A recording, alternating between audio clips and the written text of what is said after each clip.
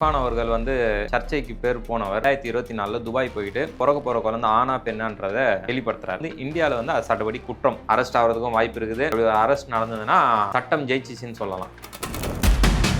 இவ்வளோ நாள் இல்லாமல் இப்போ அந்த கேஸை வந்து தூசி தட்டி எடுக்கிறதுக்கு என்ன காரணம்? ஆட்சி மாற்றம் தான். இப்போ பார்த்தீங்கன்னா போன ஆட்சியில் வந்து இவருக்கு சாதகமான ஆட்கள் எல்லாம் இருந்ததால் இவர் வந்து தப்பிச்சிட்டாரு. இவரோட பழைய வழக்குகள் எல்லாம் வந்து தூசி தட்ட ஆரம்பிச்சிருக்காங்க. இப்போ என்னென்ன வழக்கில் இவர் மாட்ட போகிறாரு, எத்தனை வாட்டி கைதாக போகிறாருன்றது யாருக்குமே தெரியல. இன்ஃப்ளூயன்ஸ் இருக்கு, என்னை யாரும் எதுவும் பண்ண முடியாது, கர்வத்திலையும் ஆணவத்திலையும் பண்ண விஷயங்கள் தான் இது எல்லாமே. எல்லாருக்கும் ஒரு லிமிட்னு இருக்கு, இவருக்கு லிமிட்டே கிடையாது. அதனால தான் சவுக்கு சாந்தர் கூட ஒரு இன்டர்வியூவில் என்ன சொல்லியிருந்தாருன்னா, டிஐபிஆர்லேருந்து வர எல்லா அட்வர்டைஸ்மெண்ட்டுக்கும் இர்ஃபான் தான் ஒரு முக்கிய ஹெட்டாக இருந்தார் அப்படின்ற மாதிரியும் சொல்லி சிஆர்ஓ மாதிரி ஒர்க் பண்ணியிருந்தாருன்றீங்களா? இவரை வந்து சேஃப் கார்டு பண்ணிக்கிறதுக்கும் இவர் ப்ரொமோட் பண்ணிக்கிறதுக்கும் இவரோட இன்ஃப்ளூயன்சரை வளர்த்துக்கிறதுக்கும் மட்டுமே இவர் போயிட்டு வீடியோ போட்டிருப்பாருன்றது தான். சின்ன கடை, ஒரு டீ கடை மாதிரி ஒரு செட்டப் இருந்தாவே, கஃபே செட்டப் இருந்தாவே 1 லட்ச ரூபா ப்ரொமோஷன் வாங்குவார். ஆனுவல் யூடியூப் ரெவென்யூன்னு சொல்லி கிட்டத்தட்ட 2 கோடி ரூபான்னு சொல்லுவாங்க. எத்தனையோ இன்ஃப்ளூயன்சர் இருக்காங்க, எத்தனையோ பிளாகர்ஸ் இருக்காங்க. எல்லாருமே வந்து ஒரு ரீசனபிளாக இது பண்ணலாம், இது பண்ணக்கூடாதுன்னு சொல்லி ஒரு விதிமுறைகளை ஃபாலோ பண்ணுவாங்க. இவருக்கு விதிமுறையே கிடையாது, நோ ரூல்ஸ்.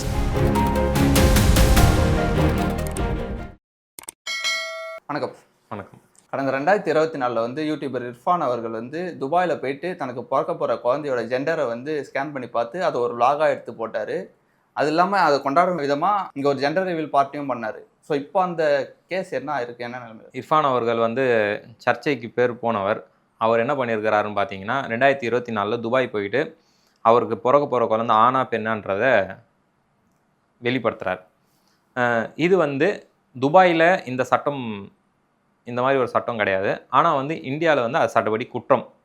ஜென்ரல் ரிவீல்ன்றது ஆண் குழந்தையா பெண் குழந்தையான்றது பிறப்பதற்கு முன்னாடியே தெரிந்து கொள்வதுன்றதே ஒரு சட்டப்படி குற்றம். இவர் என்ன பண்ணியிருக்கிறாருன்னா, ஒரு விழாவாகவே கொண்டாடி இருக்கிறார் அதனால் வந்து இவர் மேலே ஒரு கேஸ் போட்டாங்க. அந்த டைம்லேயே அவர் வந்து அதுலேருந்து அவருக்கு கொஞ்சம் இருக்கிற இன்ஃப்ளூயன்ஸை வச்சு எஸ்கேப் ஆகிட்டார். ஆனால் இப்போது கவர்மெண்ட் மாறி இருக்கிறதால இப்போ அவர் மேலே மறுபடியும் அந்த கேஸை வந்து ரிஃப்ரெஷ் பண்ணி அதில் வந்து அவரை கைதுன்னு சொல்லி பேச்சுவார்த்தை போயிட்டுருக்கு. கைதாகிறதுக்கும் வாய்ப்பு நிறைய இருக்குது. இப்போ இவ்வளோ நாள் இல்லாமல் இப்போ அந்த கேஸை வந்து தூசி தட்டி எடுக்கிறதுக்கு என்ன காரணமாக? ஆட்சி மாற்றம் தான். இப்போ பார்த்தீங்கன்னா போன ஆட்சியில் வந்து இவருக்கு சாதகமான ஆட்கள் எல்லாம் இருந்ததால் இவர் வந்து தப்பிச்சிட்டாரு. இந்த வாட்டி வந்து புது ஆட்சின்றதால இவரோட பழைய வழக்குகள் எல்லாம் வந்து தூசி தட்ட ஆரம்பிச்சிருக்காங்க. இப்போ என்னென்ன வழக்கில் இவர் மாட்ட போகிறாரு, எத்தனை வாட்டி கைதாக போகிறாருன்றது யாருக்குமே தெரியல.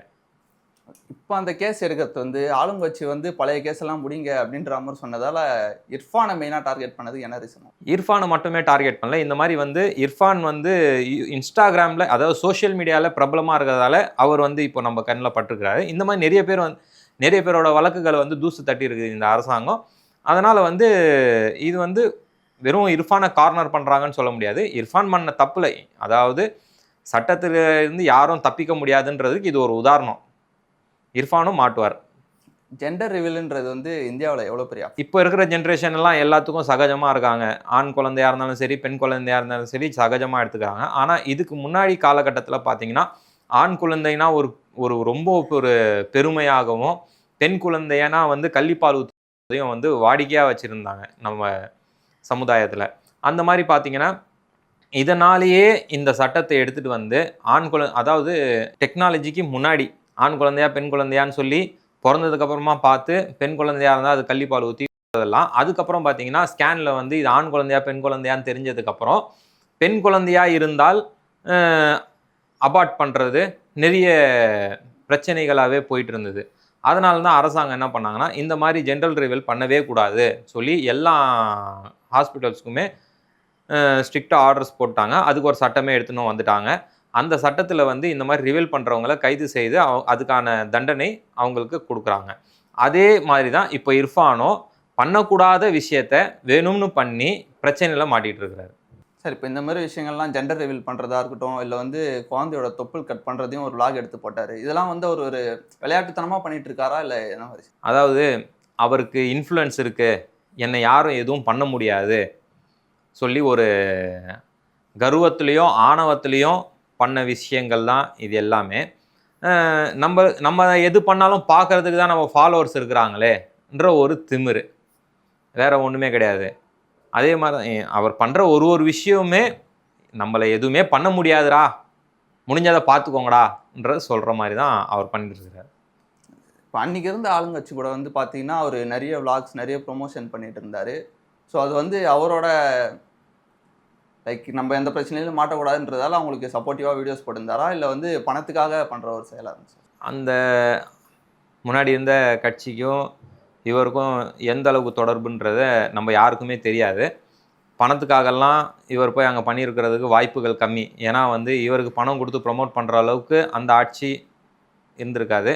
இவரை வந்து சேஃப்கார்டு பண்ணிக்கிறதுக்கும் இவர் ப்ரொமோட் பண்ணிக்கிறதுக்கும் இவரோட இன்ஃப்ளூயன்சரை வளர்த்துக்கிறதுக்கும் மட்டுமே இவர் போயிட்டு வீடியோ போட்டிருப்பாருன்றது தான் எல்லாருடைய கருத்தாகவும் இருந்தது. அப்போது இப்போ சவுக்கு சங்கர் கூட ஒரு இன்டர்வியூவில் என்ன சொல்லியிருந்தாருன்னா, டிஐபிஆர்லேருந்து வர எல்லா அட்வர்டைஸ்மெண்ட்டுக்கும் இர்ஃபான் தான் ஒரு முக்கிய ஹெட்டாக இருந்தார். அவர் தான் வந்து மற்ற சேனல்ஸ்க்கு பிரித்து கொடுக்குற ஒரு நடுவில் இருக்க ஒரு பர்சனாக இருந்தார் அப்படின்ற மாதிரியும் சொல்லி பிஆர்ஓ மாதிரி ஒர்க் பண்ணியிருந்தாருன்றீங்களா? அப்படியெல்லாம் ஒன்றுமே இல்லை. இவர் வந்து ஜஸ்ட் இவர் இன்ஃப்ளூயன்ஸ் பண்ணி இவருக்கான ப்ரொமோஷனையும் கொஞ்சம் வீடியோஸ் தான் பண்ணிட்டு இருந்தார். அவ்வளோ பெரிய ஒரு கான்டாக்ட் நெட்வொர்க் எல்லாம் வந்து இவருக்கு ஒதுக்கி கொடுக்கலன்றது தான் மீடியா சர்க்கிளில் தெரிஞ்ச உண்மை. இப்போ யூடியூபர் இர்ஃபானுக்கு வந்து ரெவன்யூன்றது வந்து வெறும் யூடியூப்லேருந்து வருதா, இல்லை சுற்றி இருக்கிற நிறைய இன்ஃப்ளூயன்ஸ் மூலமாக வரும்? அவருக்கு ரெவென்யூன்னு பார்த்தீங்கன்னா போன வருஷம் வரைக்கும் பயங்கரமான ரெவென்யூவாக இருந்தது. ப்ரொமோஷன் மூலியமாகவே மீடியா, அதாவது யூடியூப் ரெவென்யூவாக இருக்கட்டும், ப்ரொமோஷன் ரெவென்யூவாக இருக்கட்டும், இதுவே வந்து அவருக்கு பெரிய ஒரு ரெவென்யூவாக தான் ஜென்ரேட் ஆகுது. அதாவது மந்த்லியே வந்து பல லட்சங்களை அவர் ரெவென்யூவாக எடுத்திருந்தார். ஒரு சமீபமாக பார்த்தீங்கன்னா ஒரு சேனலில் கூட அவரோட ஆனுவல் யூடியூப் ரெவென்யூன்னு சொல்லி ஒருத்தர் கால்குலேட் பண்ணி சொல்லியிருந்தாரு. கிட்டத்தட்ட 2 கோடி ரூபான்னு சொல்லியிருந்தாரு வருஷத்துக்கு. இது இல்லாமல் ப்ரொமோஷனுக்குன்னு பார்த்தீங்கன்னா ஒரு சின்ன கடையிலேருந்து சின்ன கடை, ஒரு டீ கடை மாதிரி ஒரு செட்டப் இருந்தாவே, கஃபே செட்டப் இருந்தாவே 1 லட்ச ரூபா ப்ரொமோஷன் வாங்குறவர். ரெஸ்டாரண்ட் டைப்பு, அதாவது ஒரு 10 to 15 சிட்டிங்ஸ் இருந்தாவே 3 lakhs, அதை விட பெருசாக இருந்ததுன்னா 5 lakhs. துபாய் வரைக்கும் போய் ப்ரொமோஷன் பண்ணோன்னா அதுக்கு வந்து up and down charge, room charge, அது சார்ஜ் இது சார்ஜ்னு சொல்லிட்டு அவர் வந்து நல்ல செழிப்பாக இருந்த ஒரு மனுஷன் தான். இன்னமும் செழிப்பாக தான் இருக்கிறாரு. அவரால் மட்டும்தான் வந்து 3650 ரூபாய்க்கு வந்து ஒன்றுமே இல்லாத ஒரு பிரியாணியை விற்க முடியும். அந்த மாதிரி நபர் தான் இர்ஃபான். நிறைய ஃபுட் விளாகர்ஸ் இருக்காங்க, நிறைய விளாகர்ஸ்லாம் இருக்காங்க, பெரிய விளாகர்ஸ்லாம். ஸோ மற்றவங்களுக்குலாம் இல்லாத ஹேட் வந்து இர்ஃபானுக்கு மட்டும் ஏன் அதிகமாக வருது? அவர் எந்த விஷயம் பண்ணாலும் ஏதாவது ஒரு சர்ச்சையில் தான் போய் பிடிக்குது. அது எதனால்? ஏன்னா இவர் பண்ணுறது எல்லாமே எவன் என்ன பண்ணாலும் என்னடா நான் பண்ணுறது தாண்டா சரின்னு சொல்லி பண்ணினாங்க. ஏன்னா எத்தனையோ இன்ஃப்ளூயன்ஸ் இருக்காங்க, எத்தனையோ விளாகர்ஸ் இருக்காங்க, எவ்வளவோ பண்ணிகிட்டு இருக்கிறாங்க. எல்லாருமே வந்து ஒரு ரீசனபிளாக இது பண்ணலாம், இது பண்ணக்கூடாதுன்னு சொல்லி ஒரு விதிமுறைகளை ஃபாலோ பண்ணுவாங்க. இவருக்கு விதிமுறையே கிடையாது. நோ ரூல்ஸ், இல்லைனா பிரேக் த ரூல்ஸ். இதுதான் இர்ஃபான். அதாவது எல்லாருக்கும் ஒரு லிமிட்டுன்னு இருக்குது, இவருக்கு லிமிட்டே கிடையாது. அதனால தான் இவர் எல்லா இடத்துலையும் சர்ச்சையில் மாட்டிக்கிறாரு. இவர் எங்கே போனாலும் சர்ச்சை தான். இப்போ இருக்கிற மெடிக்கல் கவுன்சில் என்னன்னா, ஒரு ஆகஸ்ட் 14 வந்து அந்த கேஸை வந்து ஃபுல்லாக விசாரிச்சு முடிங்க அப்படின்னு இருக்காங்க. ஸோ இந்த அவசரமாக ஒரு விசாரணை நடக்கிறதால இர்ஃபான் வந்து கைதாக வாய்ப்பு இருக்கா? அதிகபட்சம் கைதாகிறதுக்கு வாய்ப்பு இருக்குதுன்னு சொல்லி தான் எல்லாரும் சொல்லிட்டு இருக்காங்க. லீகலாக அரெஸ்ட் ஆனா அதுவும் நான் பெயிலபிளில் அரெஸ்ட் ஆவாரன்னு சொல்லி பேச்சுவார்த்தை பண்ணிட்டு இருக்காங்க. இப்போ பெரிய இன்ஃப்ளூயன்சர்ஸ்லாம் என்ன வராங்கன்னா, அவங்க மேலே ஒரு கேஸ் வந்தால் வந்து அரெஸ்ட்டுன்றது வந்து உடனே நடக்க மாட்டேங்குது. அப்படி வெறும் நியூஸ் மட்டும்தான் நடக்குது, கைதாக போகிறாங்க தகவல் அப்படின்ட்டு.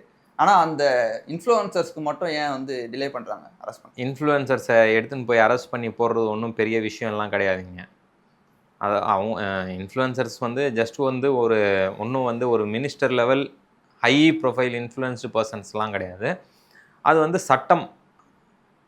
நம்ம வந்து இன்ஃப்ளூயன்சர்ஸை ஃபாலோ பண்ணிகிட்டே இருக்கிறதால அவங்களுக்கான டைமிங் எல்லாம் நம்ம நோட் பண்ணினே இருக்கிறோம். ஆனால் சட்டப்படி என்ன நடக்கணுமோ அதுதான் அவங்களுக்கும் நடக்குது.